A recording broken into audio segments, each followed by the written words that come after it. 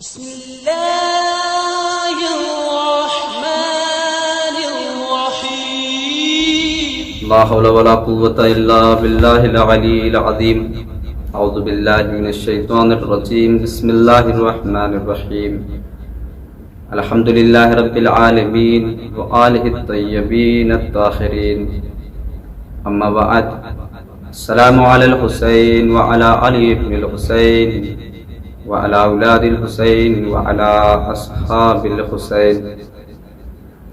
ناظرین کرام، قبل اس کے کہ آپ کی خدمت میں کچھ عرض کروں، سب سے پہلے میں اس ماہ غم کے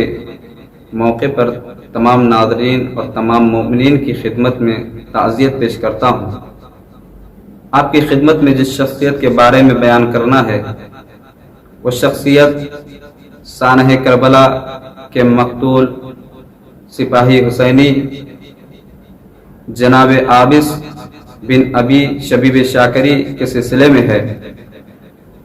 سب سے پہلے ہمیں دیکھنا یہ ہے کہ آخر جناب عابس کی شخصیت کیا ہے. اگر ان کی شخصیت کے بارے میں دیکھیں تو جناب عابس کی شخصیت یہ ہے کہ آپ اصحاب امام حسین علیہ السلام میں سے ہیں. آپ نے بہت سی جنگیں کی، جس میں سے آپ کی ایک جنگ کربلا ہے، جس میں آپ نے اپنے آپ کو امام حسین علیہ السلام پر قربان کر دیا. آپ قبیلے بنی شاکر سے تعلق رکھتے ہیں، اور یہ قبیلے بنی شاکر عرب میں بہت ہی معروف اور بہادر مانا جاتا ہے. بنو شاکر قبیلہ ہمدان کی ایک شاخ سے تھے، جس کی نسبت مولا کائنات جنگ صفین میں فرماتے ہیں کہ اگر اس قبیلے میں 1000 افراد ہو جائیں تو خداوند عالم کی عبادت اسی طریقے سے ہوگی جس طرح سے ہونا چاہیے تھی. جناب عابس آپ قبیلہ بنی شاکر میں بہت ہی معروف شخصیت تھے. آپ نہایت ہی متقی، پرہیزگار اور مقرر اور بہادر اور عابد شب زندہ دار تھے. قبیلہ بنی شاکر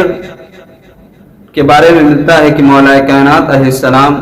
اس قبیلے پر بہت اعتماد کیا کرتے تھے، اور یہ قبیلہ اہل بیت علیہ السلام کے چاہنے والوں میں سے بہت ہی معروف تھا. جناب عابس کی شخصیت کے بارے میں یہی کافی ہے کہ آپ اصحاب حسین ہیں، کیونکہ وہ حسین جو ایک انقلاب برپا کیا،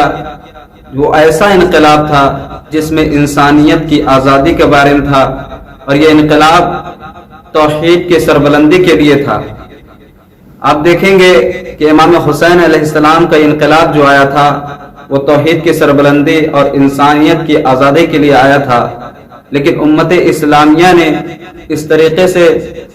اس انقلاب سے وہ فائدہ نہ اٹھا سکی جس کے خواہش مند سلطان کربلا حضرت امام حسین علیہ السلام تھے.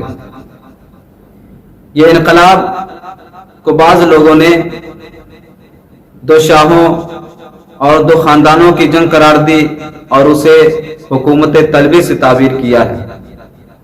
جبکہ دیکھا جائے یہ انقلاب اور یہ تحریک امام حسین علیہ السلام کی انسانیت کی نجات کے لیے تھا. یہ انقلاب انسانیت کی نجات کے لیے کیا گیا تھا، اور امام حسین علیہ السلام اس مقدس تحریک کے رہبر ہیں کہ جس مقدس تحریک کی بنیاد رسول اسلام نے ڈالی تھی. کیونکہ امام حسین علیہ السلام کا مدینے سے نکلنا اپنے جد کی سیرت اور لوگوں کی اصلاح کے لیے تھا، نہ کہ حکومت طلبی کے لیے تھی، بلکہ امام حسین علیہ السلام لوگوں کی اصلاح کرنا چاہتے تھے، اور امام کا یزید کی باطل حکومت کے خلاف اقدام کرنا لوگوں کو معلوم تھا کہ حسین کا اقدام حق پر ہے، لیکن اس کے باوجود بھی لوگوں نے امام حسین علیہ السلام کی جنگ کو اور ان کے انقلاب کو 2 شاہوں کی جنگ اور 2 خاندانوں کی جنگ قرار دی اور حکومت طلبی سے تعبیر کیا. لیکن ناظرین کرام، دیکھیں جس کی شخصیت کے بارے میں ہمیں بیان کرنا ہے وہ شخصیت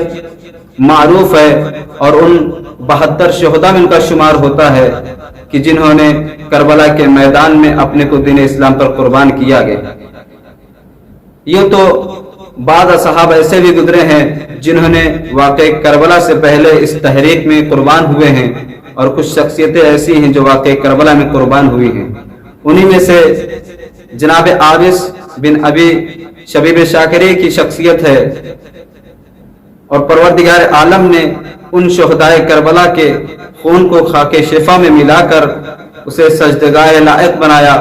اور انہیں حیات جاویدانی عطا کی۔ بظاہر دیکھا جائے تو ان شہداء کی زندگی ختم ہو گئی، لیکن پروردگار عالم نے ان کی شخصیت کو ظاہر کیا ہے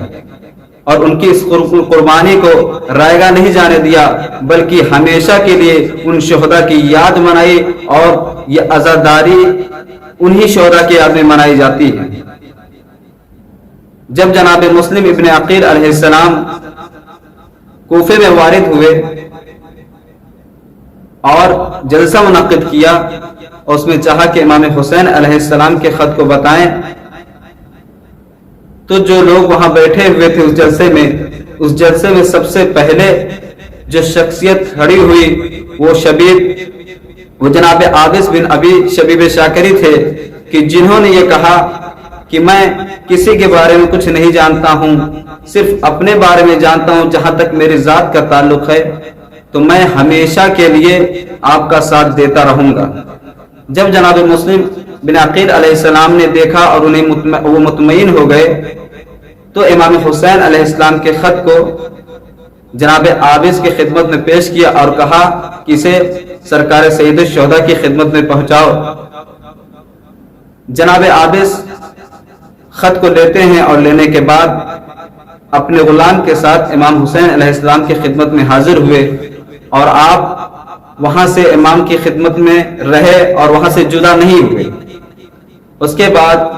آپ نے امام کی خدمت میں اپنے غلام شوذب کو امام پر نثار کر دیا اور شوذب کو میدان جنگ میں بھیجا، اور شوذب میدان جنگ میں جا کر امام حسین پر قربان ہو گئے، دین الہی پر قربان ہو گئے۔ اس کے بعد جب شوذب کے لاشا آتا ہے تو جناب عابس امام کی خدمت میں حاضر ہوئے اور کہا، باخدا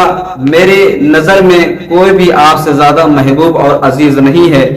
لہذا اگر کوئی شے آپ سے زیادہ محبوب ہوتی تو میں آپ کی خدمت میں پیش کرتا، لہذا میری جان باقی ہے، میں چاہتا ہوں آپ مجھے اجازت دے اور میں بھی آپ پر قربان ہو جاؤں۔ جناب عابس ابن ابی شبیب امام سے اجازت لیتے ہیں، اور اجازت لینے کے بعد میدان میں جاتے ہیں، اور جانے کے بعد جب جنگ کرنا شروع کی تو کوفے کے فوج میں ایک شخص جس کا نام تمیم ہے وہ بیان کرتا ہے کہ جیسے میں نے عابس کو دیکھا تو مجھے ان کی شجاعت اور بہادری یاد آ گئی، کیونکہ میں ان کی شجاعت اور بہادری سے واقف تھا۔ ناظرین، ایک ایسی شخصیت ہے جو اپنی شجاعت اور بہادری کی بنیاد پر جانے جاتے ہیں۔ وہ کوفی شخص کہتا ہے کہ میں نے اپنی فوج کے درمیان یہ اعلان کر دیا کہ کوئی بھی شخص اس بہادر شخص کے مقابلے میں نہیں جائے گا، چونکہ میں اس کی بہادری اور شجاعت سے واقف ہو چکا ہوں، لہذا تم میں سے کوئی نہیں جائے گا۔ لیکن جب عمر سعد نے دیکھا کہ کوئی شخص آگے نہیں بڑھ رہا ہے، اس بہادر کے مقابلے میں نہیں آ رہا ہے، جناب عابس نے یہ للکارتے ہوئے کہا کہ ہے کوئی مرد میدان جس مرد میدان کے مقابلے میں آئے، تو کوئی بھی نہ نکلا، اور عمر سعد نے یہ کہہ دیا کہ اس بہادر کو پتھروں سے مارو۔ لوگوں نے پتھروں برسانا شروع کر دیے، اور جناب عابس نے جب دیکھا کہ جنگ کا ماحول بدل گیا ہے، چاروں طرف سے پتھر بازی ہو رہی ہے، تو آپ نے آسمان میں تلوار لہرائی اور لوگوں پر ٹوٹ پڑے۔ لیکن آپ جنگ کر رہے ہیں، ایک مرتبہ آپ نے ایسا وار کیا کہ ہزاروں لوگ دوری اختیار کرتے ہوئے نظر آئے، لیکن اسی دوران ایک بڑے حصے نے آپ پر حملہ کر دیا اور آپ کو چاروں طرف سے گھیر لیا۔ چاروں طرف سے جب آپ گھر گئے تو آپ کے سر کو قلم کر دیا اور لوگوں میں آپس میں یہ جھگڑا شروع ہو گیا کہ اس بہادر کو ہم نے قتل کیا ہے، لیکن عمر سعد نے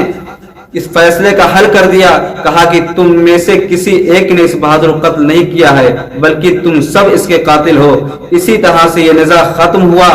اور یہ جو کوفی تھے، جو فوج کے لوگ آپس میں لڑ رہے تھے، وہ جناب عابس کے قاتل شمار کیے جانے لگے۔ وصلی اللہ علی رسولہ الکریم سیعلم الذین ظلموا ای منقلب ینقلبون۔